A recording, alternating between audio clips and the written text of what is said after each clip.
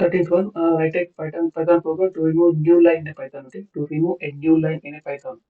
Write a Python program. Remove means backslash. If it is backslash, you have to remove that new line. So just you have to use strict method. That's a simple example.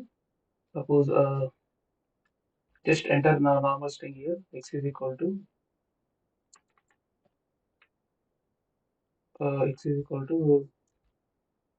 hello backslash n. Okay, and just y is equal to just use strict method. That's it. Simple.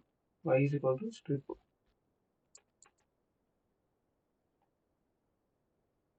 x here. Okay,